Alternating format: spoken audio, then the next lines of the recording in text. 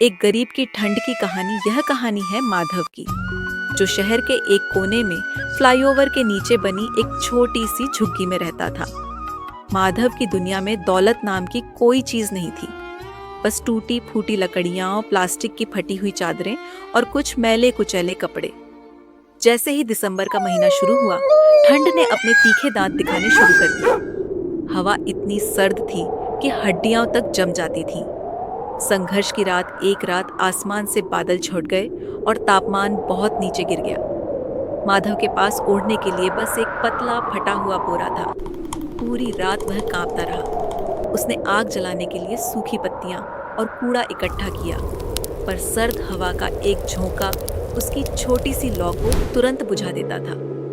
माधव ने खुद को समेट लिया, अपने हाथ पैरों को अपनी छाती से चिपका लिया, जैसे कि उसके अपने शरीर की गर्मी ही उसका आखिरी सहारा हो। पर ठंड इतनी जालिम थी कि वह बार बार उसे नींद से जगा देती थी।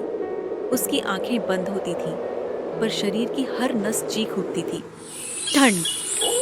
अनोखी गर्मी। सुबह होने से कुछ देर पहले माधव ने अपने पास के कूड़े के ढेर में कुछ फेंके हुए कपड़े देखे। उसने उम्मीद से उन्हें टटोला और उसे एक पुराना ऊनी कंबल मिला। वह कंबल फटा हुआ था और उसमें मिट्टी लगी थी, पर माधव के लिए वह किसी खजाने से कम नहीं था।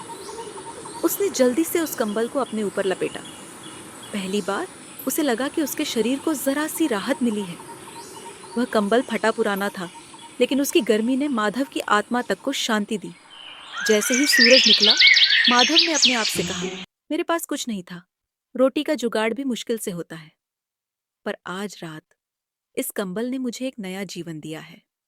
इस कहानी का सार ये है कि जिनके पास कुछ नहीं होता, उनके लिए ठंड सिर्फ एक मौसम नहीं, बल्कि जीवन और मृत्यु का रोज का संघर्ष होती है। उनके लिए एक छोटा सा कंबल भी किसी बड़े उपहार से कम नहीं होता।